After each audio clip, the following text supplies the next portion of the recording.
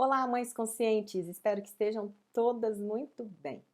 Bom, o assunto de hoje é disputa de poder entre mães, pais e filhos.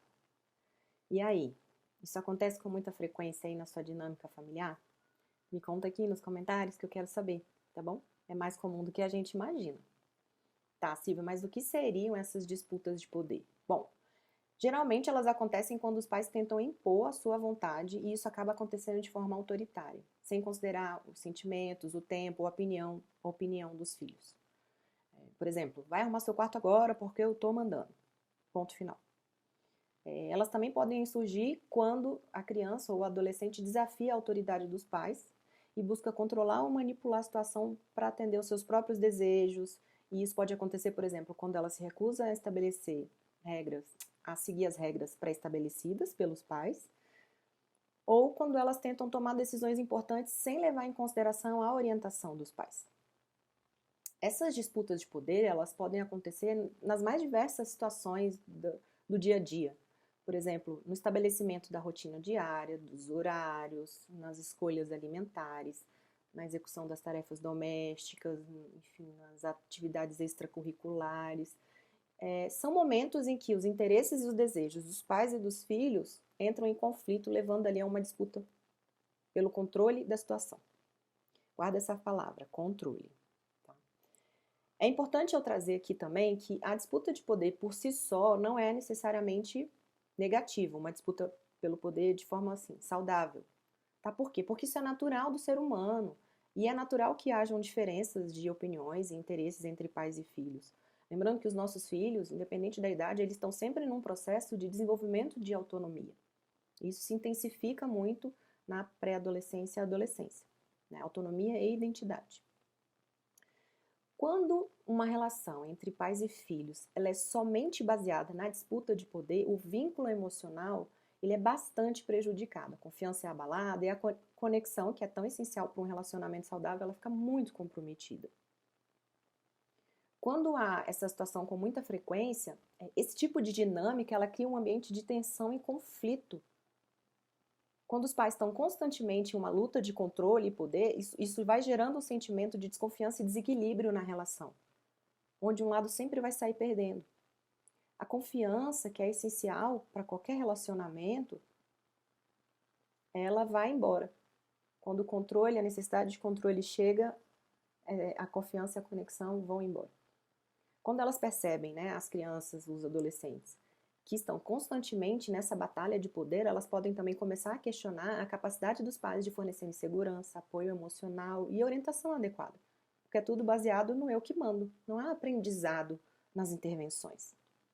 Outra consequência, as disputas de poder podem levar a uma falta de comunicação clara e honesta. Quando os pais, quando nós mães, estamos muito focadas em impor a nossa autoridade e controlar os filhos, mais do que em ouvir a sua perspectiva, a sua opinião, essa conexão ela é completamente enfraquecida e quebrada. Eles podem sentir que os sentimentos e opiniões deles não são valorizados e isso vai levando a uma retirada emocional e um distanciamento na relação. A conexão ideal entre pais e filhos é construída através do amor, do respeito, da compreensão, do acolhimento. E quando há uma constante disputa de poder, esses elementos fundamentais eles são eliminados, são comprometidos a ponto de da gente não identificar mais eles na nossa relação. Por isso que a disciplina positiva, por exemplo, enfatiza tanto a importância de construir uma conexão sólida, baseada na confiança, na comunicação e no respeito mútuo.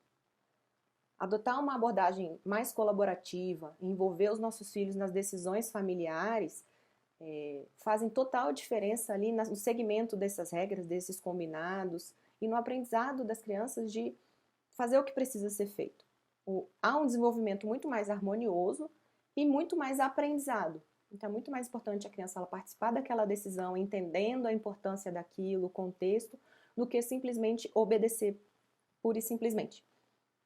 Outra consequência, as disputas de poder, elas também podem levar os nossos filhos a serem mais resistentes e desafiadores. Eles podem se recusar a cooperar, agir de maneira rebelde e até mesmo intensificar os comportamentos problemáticos como forma de expressar, demonstrar a sua frustração. eles sentem que nunca podem opinar, que as suas necessidades nunca estão sendo respeitadas, e aí, gente, vira realmente um caos. Acabou ali uma relação amorosa. Outra consequência, a autoestima dos nossos filhos também pode ser muito afetada, né, de forma negativa, pelas disputas de poder constante. Os nossos filhos podem começar a questionar a sua própria competência e se sentir desvalorizado. Poxa, nada que eu penso, que eu sinto é importante, é levado em consideração. Principalmente quando elas recebem mensagem negativa junto com essa ordem, ou são controladas de forma muito autoritária o tempo todo, sem nenhum espaço para escolha. Quando a gente utiliza predominantemente o poder para controlar os nossos filhos, as habilidades sociais deles de resolução de problemas também não são estimuladas.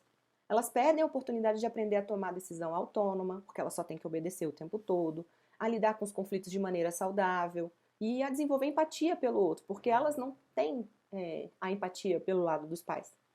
Entende? Outra consequência, as disputas de poder, elas podem trazer um modelo inadequado de comportamento para as crianças. Veja, se eu não sou respeitado, eu não sou ouvida, se a minha opinião não tem valor, eu também não vou valorizar as dos outros. Então elas vão levar esses comportamentos coercitivos de casa para os ambientes sociais delas, seja escola, seja o play, enfim. É assim que elas aprendem a se relacionar. E, enquanto mães conscientes, é extremamente importante que a gente compreenda as raízes desse tipo de dinâmica familiar, para que a gente possa transformar e cultivar uma relação mais saudável e mais respeitosa com os nossos filhos. Uma das raízes de um comportamento muito controlador, enfim, uma das raízes para que haja uma constante disputa de poder ali no relacionamento com seu filho é o medo. Ela é uma das principais causas. Por quê? Como mães, a gente teme que os nossos filhos cometam erros, se machuquem ou enfrentem dificuldades na vida, e esse medo pode levar com que a gente crie uma postura super protetora e controladora, onde a gente vai tentar impor a nossa vontade para evitar qualquer dano potencial. Não faz isso que eu estou te falando, porque senão vai dar ruim.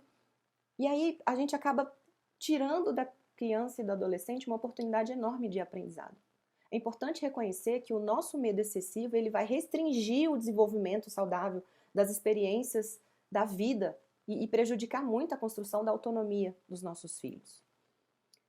Outro ponto também que pode ser considerado raiz desse tipo de relacionamento, a insegurança. A insegurança pessoal das mães ela pode contribuir para as disputas de poder porque a gente se sente pressionada para ser perfeita. E aí a gente toma todas as decisões corretas, a gente quer controlar a situação para a gente ser uma mãe perfeita. Se está tudo bem com o nosso filho é porque nós somos ótimas mães. E aí, quando a gente se sente inseguro em relação às nossas habilidades parentais, a gente pode tentar exercer um controle excessivo sobre os nossos filhos como forma de compensar essa insegurança. Então, é muito importante a gente reconhecer e trabalhar a nossa própria autoconfiança para promover um ambiente mais aberto e mais leve para os nossos filhos. Uma outra causa raiz dessas situações é a necessidade de controle propriamente dita. É realmente a mais comum que a gente vê aí nessas situações de disputa de poder. Muitas vezes a gente quer que os nossos filhos eles façam as coisas do nosso jeito, seguindo as nossas regras e atendendo às nossas expectativas. A gente sente que precisa controlar cada aspecto da vida dele para garantir que ele vai estar bem e que ele vai ter sucesso na vida. Só que é fundamental lembrar que as crianças e os adolescentes, enfim, que os nossos filhos, eles têm as suas próprias necessidades. Eles têm a forma deles verem o mundo. E provavelmente não é a mesma que a gente. Então, a gente precisa permitir que eles tenham espaço para tomar suas próprias decisões, para que eles errem, para que eles aprendem com as experiências. E aí sim a gente vai promover um desenvolvimento saudável. Senão a gente vai estar tolhindo muito essas experiências de aprendizado dos nossos filhos. Outro ponto também que a gente identifica muito nessas questões, os padrões aprendidos. Se a gente não desenvolver uma maternidade mais consciente, a gente vai reproduzir todos os padrões que a gente vivenciou enquanto filhas. E aí, se nesse padrão aparece o poder e o controle, a gente vai reproduzir isso também com os nossos filhos. Se na nossa infância, adolescência, a autoridade ela era imposta de uma forma rígida, agressiva, grosseira, se não havia espaço ali para expressão, negociação, é muito provável que nós mesmas sigamos esses mesmos padrões com os nossos filhos. Por isso que eu falo que para uma maternidade consciente é fundamental a gente refletir sobre como foi a nossa criação, como foi a nossa vivência enquanto filha, para poder desenvolver um comportamento mais consciente, mais reativo muitas vezes, no sentido de não seguir aqueles padrões, criar os nossos próprios, baseado no que a gente acredita, baseado nos nossos estudos, baseado no respeito que a gente gostaria de ter tido. Por isso que a gente precisa estar sempre estudando, se conhecendo e se cuidando, tá? É muito importante que a gente cuide, por exemplo, de uma necessidade de controle que a gente tem para a gente não transferir isso para os nossos filhos. É muito importante que a gente cuide dos nossos medos para não passar isso para os nossos filhos. É muito importante que a gente reveja como foi a nossa criação.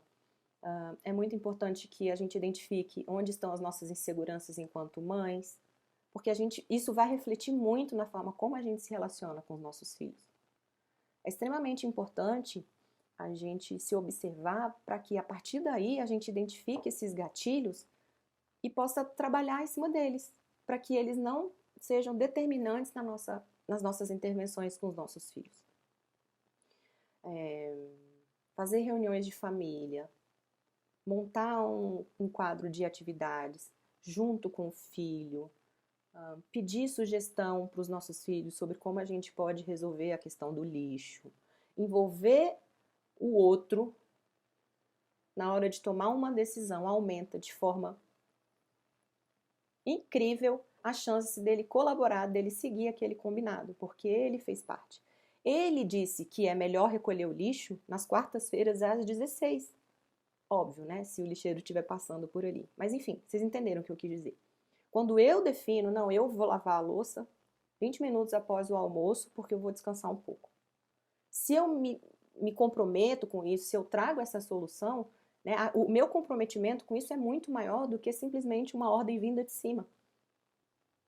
Percebe? Então, muitas vezes, a gente tem que ser mais esperto que eles na hora de pedir algo, na hora de sugerir algo. Porque dependendo da forma como a gente fala, se o seu filho ele é muito questionador, tem uma personalidade muito forte, ele vai questionar, ele vai querer dar a opinião dele, provavelmente vai ser diferente da sua, e aí se você tem uma necessidade de controle muito grande, se você viveu uma infância com muito autoritarismo, isso vai reviver isso dentro de você, e aí você vai se transformar e vai agir dessa forma mais autoritária, e aí perdeu toda a conexão ali. E todo o aprendizado que esses momentos eles trazem para a nossa dinâmica familiar. Eu espero de coração que esse vídeo tenha sido útil para compreender as consequências das disputas de poder e a importância de uma disciplina mais positiva na educação parental. Pense com carinho nas coisas que eu falei, se observe, se avalie, tente identificar quais são os gatilhos aí que te levam a ter esse tipo de padrão tão presente no seu relacionamento com seu filho, e esteja aberta para se transformar. O segredo para melhorar o comportamento dos nossos filhos está na forma como a gente lida com ele. É sempre sobre a gente, tá? Mesmo se for adolescente.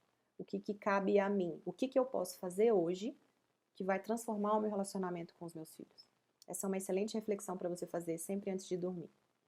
Se você gostou do conteúdo, não esqueça de se inscrever no canal, deixar o seu like e trazer os seus comentários, as suas impressões, os seus insights. Eu vou ficar muito feliz de interagir com você e também se você lembrar de alguma amiga que esteja passando por uma situação semelhante, compartilhe esse vídeo com ela. Pode ser bastante útil, tá bom? Um beijo no coração de vocês e até o próximo vídeo.